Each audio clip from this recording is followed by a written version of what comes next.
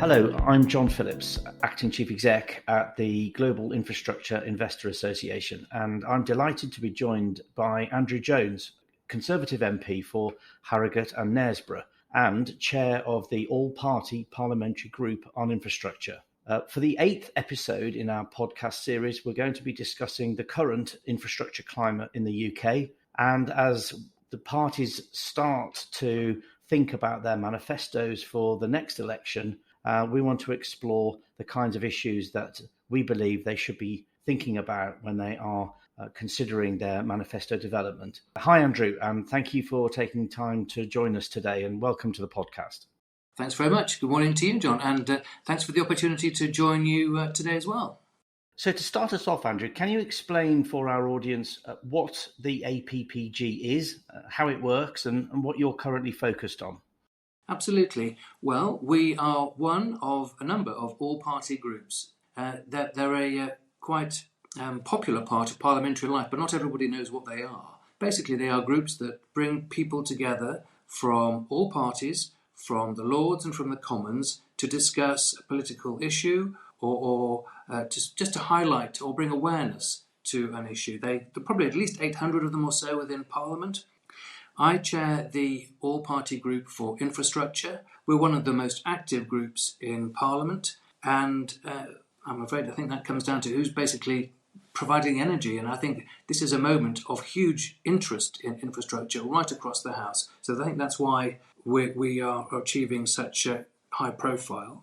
Our role really is to highlight the role of infrastructure in the UK economy, and especially its role actually by the role infrastructure can play in solving key government problems. But also the more we're talking about it, we're creating, I hope, more of a space, a dialogue for encouraging longer term decision making. We've had a problem, I think, in the UK where we haven't really been taking the long term decisions that we need to. We have underinvested in infrastructure over many decades. That applies to governments of all colours. We need now to catch up, but we also need to understand why people haven't invested in the longer term in government. And I think it's because the length of time it can take to deliver infrastructure. So we're now looking at encouraging longer term decision making. You also asked, John, what we're up to at the moment. Well, that actually is our current focus. It's about getting that space for dialogue and long term decisions. A good example actually of where we bring people together both in Parliament and also with the industry is a paper we published only a few months ago, and that was looking at how we can take some of the cost out and put more speed into delivering rail infrastructure. So it's basically full of practical things that we can do to make the infrastructure investment an easier long-term decision for British governments. I see. And of course, one of the big policy challenges facing government is around net zero and the kind of investments that are going to be necessary as we transition energy requirements and delivery towards net zero.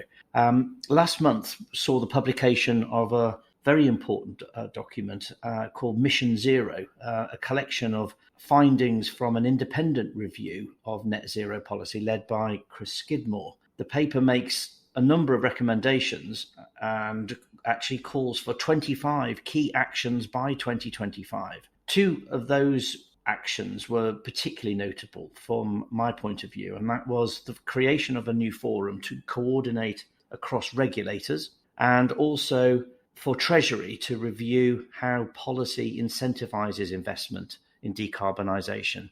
I was interested to get your take on how the paper's conclusions have been received in Westminster and the sort of conversations that this has stimulated in your group.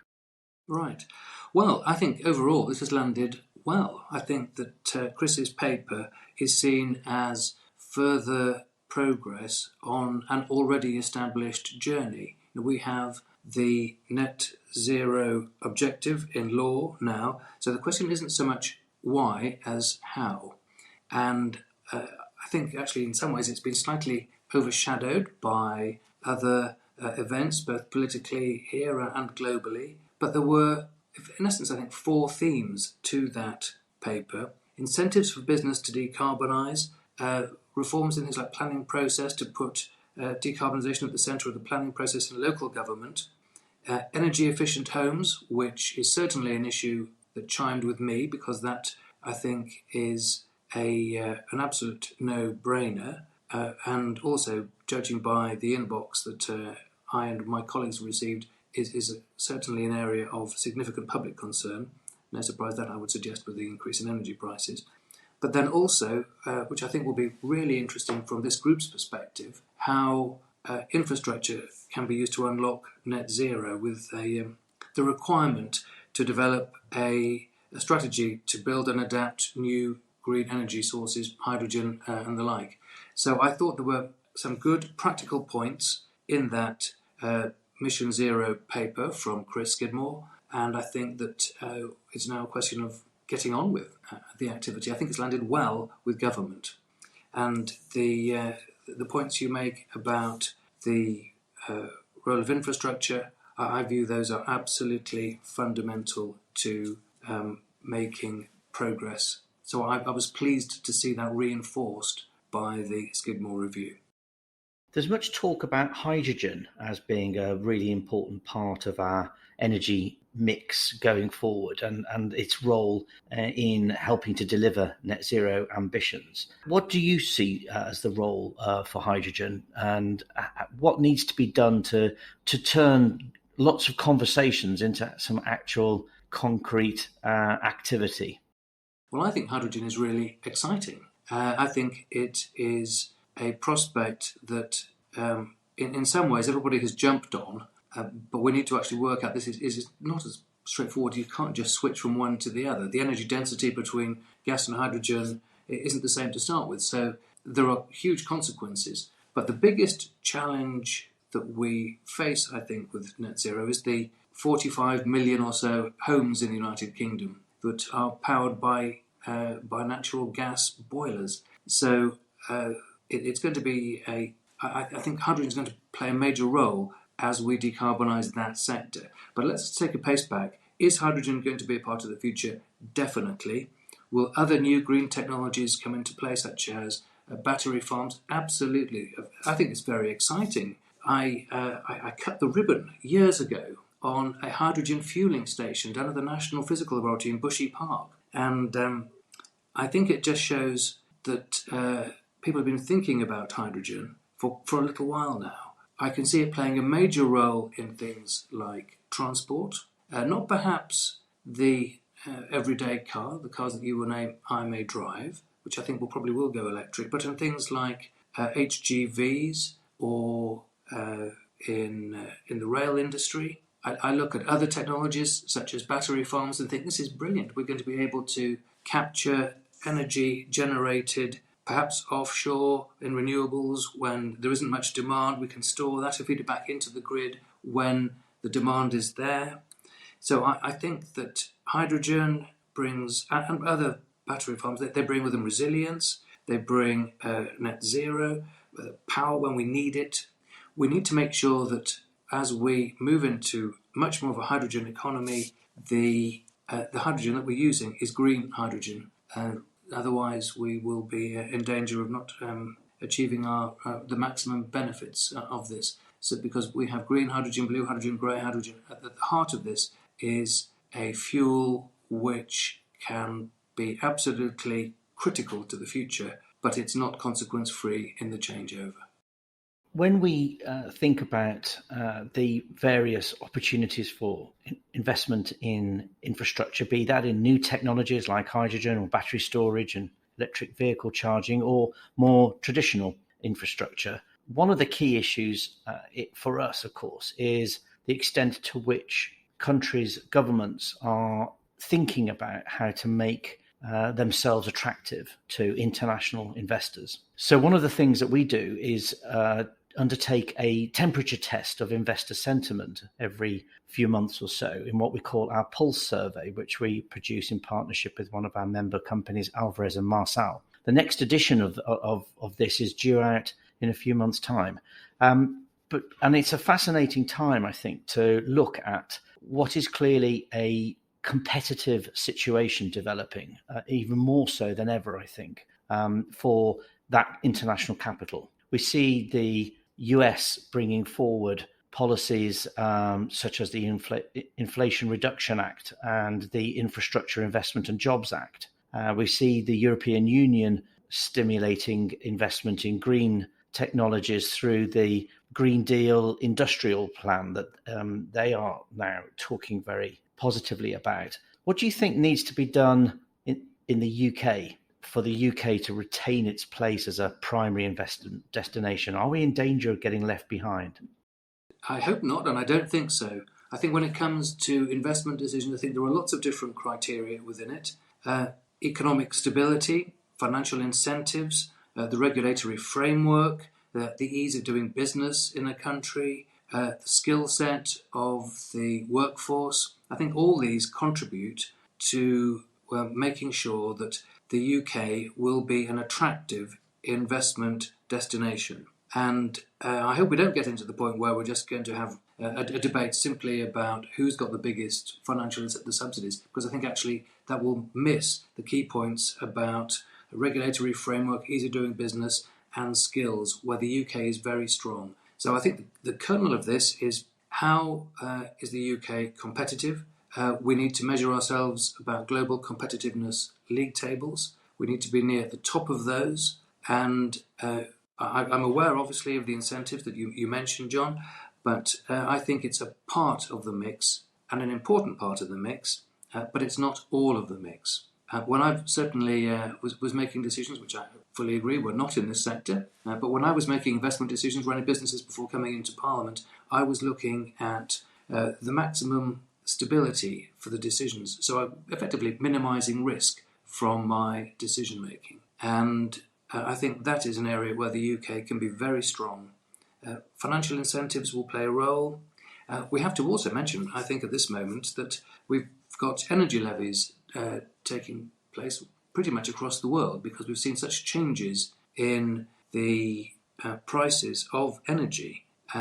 Obviously, you've seen the UK levy, which is effectively 45% level on actual revenues achieved above a certain benchmark price. We don't yet know where the energy prices will stabilise, or indeed if they will stabilise, which I have to say I think they will. But we are seeing people get unplanned for and unbudgeted profits as a direct consequence of global price changes following the Ukraine war. I think we have to recognise that it's reasonable, I think, to have some windfall intervention from a government perspective when there's so much support being provided for energy users. But we mustn't get that balance wrong so that we deter investment. So I think there is quite an interesting balance to be struck here. We've got to get that right.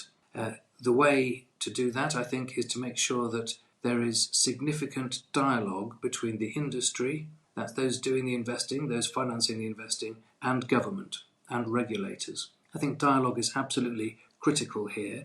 That's a slightly separate question, the energy levy, a slightly separate question to the one you talked about in terms of the investment destination. But I think it is a very live part of the framework we have at the moment, caused by the Ukraine war and all of the challenges that we've got from it. But the kernel of good investment destination decisions are economic stability, legal stability, financial stability, incentives certainly, the regulatory framework, the ease of doing business, and the skill set of the population and in the workforce. So all of those are, I think, are critical factors in this, I think, very, very live discussion. I'm glad you raised the generator levy. I think it's an interesting area of policy. And I tend to agree with you that it's not unreasonable in principle for these unplanned profits to be recycled into helping in the short term some of the cost of living issues that the country is facing. But one thing I am puzzled by, and I think represents a little bit of muddled policy thinking, is that in the context of oil and gas generators, the scheme, that the windfall tax that was brought in actually provides for incentives for reinvestment in renewables. whereas the generator levy on renewable energy profits does not provide similar tax incentives for reinvestment. So we sort of have a situation where those who are investing and operating in fossil fuels are being incentivized through tax breaks to reinvest, and those who are already investing in renewable energies are not. This seems to me to be a bit of muddled thinking, and something that we are keen to try and drive a conversation with government on. I don't know if you have any thoughts on that. Yes, I do indeed. We need to have more renewables. Renewables is the right answer because of their resilience, because of their decarbonisation, and the key, therefore, is to make sure that we have a taxation and regulatory framework which incentivises investment in all sectors, and that is reasonable. Getting complete parity across the different sectors may not be very easy because, quite frankly, they have different dynamics. And I think probably disconnecting the dynamics, because at the moment the electricity price is often set by the price of gas. Well, the price of gas is been changed by Mr. Putin's invasion of the Ukraine. Having that evil act influence the price that we're paying in electricity for the wind farms in the North Sea seems to me completely ridiculous. So we need to disconnect the various things. But if we don't have a platform which encourages investment in all sectors, we will be getting it wrong.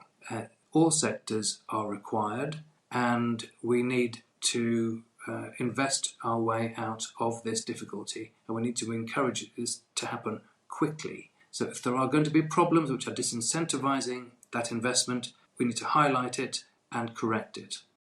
I quite agree with you on that. The government, of course, has a number of levers at its disposal to try and stimulate investment. We've touched on the regulatory framework and potentially the tax environment, but there's also the UK Infrastructure Bank, particularly as one of those tools in the toolbox, so to speak. Where do you think the UK Infrastructure Bank is best placed to play a role in bolstering investment in infrastructure? Well, I think it's still early days, of course, for the bank, but I have to say I've been encouraged by it. In fact, I'm encouraged by it actually existing, and that's the key thing, because I think it just places infrastructure right at the heart of policy. I think the main area where they're going to come together actually is bringing the different groups, like a convening power, I suppose, for both the public and private finance. This is something that we haven't done that well in the UK for a little while. We've had public-private partnerships, the Private Finance Initiative, PFI2. I have to confess here, John, I was responsible for starting the PFI review as a Treasury Minister, because I looked at this and I thought to myself, this is proving very expensive, highly inflexible. Is this really delivering what we need? It wasn't from the point of view of the principle being wrong, because quite frankly, it isn't. I'm somebody who's come from a robust private sector background, sees the future as a very healthy private sector driven economy, creating the wealth and the opportunities that we need, and also, of course, the innovations that we need. So the question is how to bring the two together. The mechanism was clunky, expensive. We'd actually had to buy some contracts out because they were just so inoperable. But that work to replace them hasn't really developed that well, I don't think, to be honest. And I would hope and expect the Treasury is working on this, because the principle of bringing capital from the public and private sectors together simply will be able to get more done more quickly if we can do that. So I think it is a mechanism issue, not a principle issue. And if it's only the mechanism issue, then we should be able to work it out. Well, I sincerely hope you're right that Treasury is looking at this area, because whilst I don't take issue with you at all that perhaps the experience of the PFI and PFI2 model in the UK was not an unqualified success, the fact remains that many of the other countries that we, GIIA, are engaged with around the world many of them are using the PPP model to great effect. and really working well with the private sector to, I think, achieve much more in terms of infrastructure investment than the UK has been over recent years. So if I look at Canada, Australia, the US, all economies that I think the UK should rightly be comparing itself with, the PPP model is thriving in those countries. So something went wrong in the UK, but I think I agree with you that the principle of the model, I think, is not the problem. Perhaps the execution of the model is where the UK could actually learn from other countries in terms of the way to operate this way and to achieve more infrastructure investment. Well, I'm right up for learning from other people's examples. Quite frankly, we should all be doing that. It isn't easy doing stuff first. We see it all the time in different policy areas. In the last few days in Parliament, we've been tackling the online harms bill. Not in any way relevant to this particular discussion, but the point is it's the first in the world, pretty much, and consequently we're finding new ways through quite knotty problems, and the world is watching us with a view to looking and learning. Well, I'm very happy to do more looking and learning when it comes to ideas to bring in private finance, global investors into UK infrastructure. And I will pick this up as an output from our discussion today. I will actually make contact with Theresa May just to see what's going on and just to highlight the wisdom of looking around and making sure that the UK is open for business from a global infrastructure perspective. Well, that's encouraging. Thank you. And I guess brings us quite neatly to perhaps the last question I have for you, which is, with the next general election possibly not too far away, many pundits predicting a 2024 election at least, as we look towards the manifesto development and party conference season in the autumn, what do you see as the core infrastructure priorities from a policy point of view, and the APPG? What will it be calling for as these manifestos are developed? Well, that's a very wide question. We haven't quite got as far as manifesto development work yet. It hasn't really started, though it is starting. It hasn't really got going. That's within the party. I would anticipate the APPG certainly playing a role in that. Infrastructure is going to be a big part of the manifesto, I think, from probably every party. Infrastructure investment drives economic growth. It drives social progress. It drives decarbonisation. It drives levelling up. It drives the enhancement of skills within the workforce. All of these things are major problems. So infrastructure investment is going to be absolutely critical. No progress on that, no progress on net zero, no progress on levelling up, etc. So I think we can expect continued focus. So from the all-party group's perspective, I think it will be to ensure that infrastructure investment is maintained. But I'm also going to be trying to drive things a little bit more than not just from a financial transaction, but also that we have the legacy of more skills and a UK-based supply chain. I think that resilience of supply chain in all sorts of areas of public policy, but especially in the world of energy, is going to be pretty critical. And that's not really been a feature for several decades now, really, but it will be because of global geopolitics. And increasing resilience urgently is necessary. Crikey, if you were the German government, in response to the Russian invasion of the Ukraine, you had to change your foreign policy, defence policy and energy policy, all within about 10 days. Having had a particular direction of travel for decades, you had to reverse all three major policy areas in about 10 days. That's the kind of change that we've got going on in global politics. And that's why resilience is going to be an increasing feature, I think, of investment. And that I would expect that to be at the heart of the manifesto. So, summarise that for you very quickly: investment to drive key policy objectives, but with a legacy of skills, a legacy of a domestic supply chain with a view to boosting resilience for the future. And if you don't mind, last sneaky point, if I could. Okay, thanks, John. we are very open for ideas.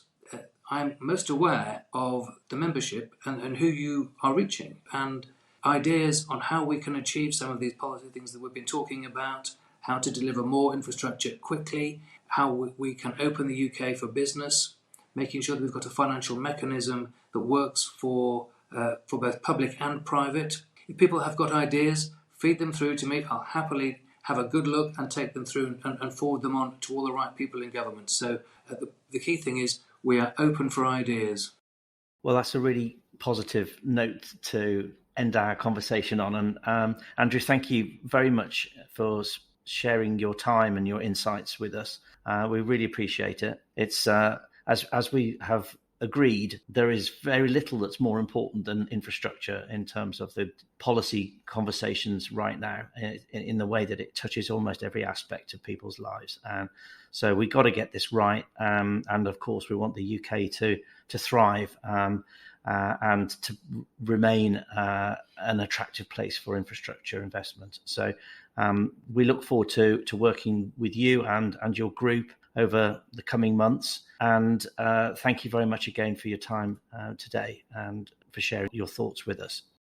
Well, thank you very much, John. Much enjoyed our conversation. I look forward to working with you and the group over the year ahead. I think it is going to be a very, very interesting and important time. We've had economic shocks. We've had two supposedly once-in-a-century events just 12 years apart, and that excludes the war in Ukraine. I'm talking about the 2008 crash, then the pandemic. Now we have a major war in Europe. This is a fundamental change to some of the questions that we have to ask ourselves in public policy. And if huge, supposedly once-in-a-century events are going to come along quite quickly, what does that mean for our public finances? How do we work together to ensure that we are more resilient in tackling those financial questions, but also policy questions? So yeah, big challenges ahead. That, of course, is why we do it.